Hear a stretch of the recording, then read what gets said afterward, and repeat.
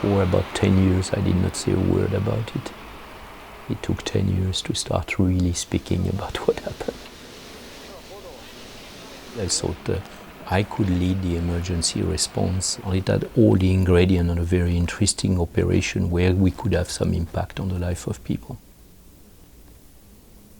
The day I was taken, I was not sure I was going to be kidnapped. It had all the aspect of contract killing for long minutes. And then I realized when they took me away, okay, I had been booked by someone had ordered my kidnapping, had outsourced that to a criminal gang. The first 2 minutes you can train for. The do's and don'ts you can train for. Then you cannot train for the lengths. You cannot train from the depths of loneliness and all what goes through your mind. For 12 days I was interrogated every day for 45 minutes, the duration of a tape on a tape recorder, and got blown on the face, teeth broken, nails broken, I mean all sorts of physical violence.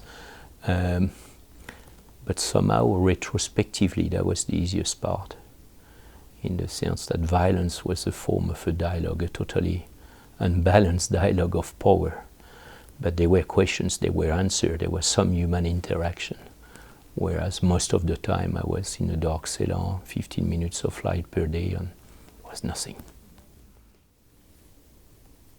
When you are in total darkness, you start making up images, colors that are lacking.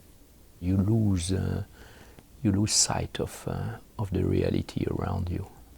At some stage the brain goes very wild. Il est 20h30, Vincent Cochetel, fatigué, amaigri, retrouve enfin les siens. I mean, the whole release was violent. First step of reintegration where I came back, was put in the maternity section of one hospital under a fake ID in order to avoid media pressure. So I was surrounded by pregnant women, and it was a funny feeling of a new birth. Accompagné de son épouse Florence, Vincent Cochetel, lui, a été emmené à l'hôpital en observation. Des médecins, des psychologues l'attendent. Il reste maintenant à affronter le traumatisme de la détention.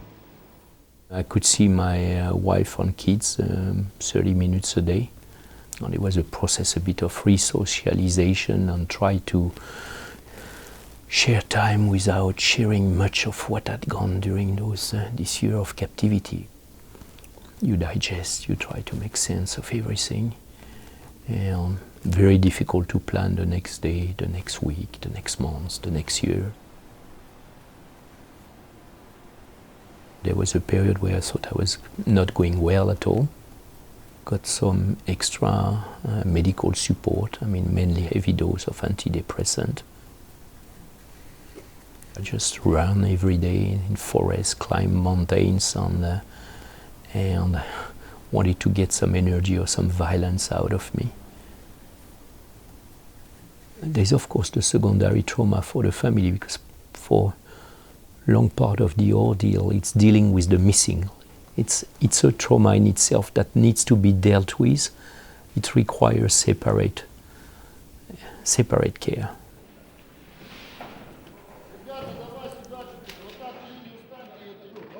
My organization thought I was not fit to work, so gave me an office, actually in the underground of a building. Gave me an office, but I felt that colleagues did not thought I was totally normal or fit for work. So, I mean, there were some days where I was sending emails to myself because I thought I was totally disconnected. People think I'm not able to go back to work normally, but I need desperately to do something every day.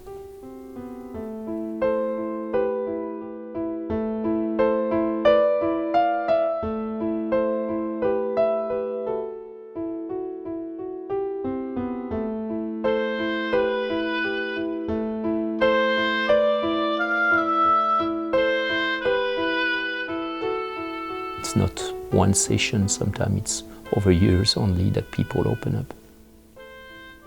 Unfortunately, it's not only short term. I mean, there is, let's say, I would say, a standard package of assistance, of trauma relief that you can provide to a torture survivor, and that's useful on the medical side, on the psychological side, on the environment, the family, and all that. So I think there is a standard package, but then you need to, over time, to keep in touch and see whether there is no relapse. It's also important that beyond the provision of formal care and structure care arrangement, you have also peer-to-peer support. People who've gone through the same experience, talking, sharing, and just listening, just be there.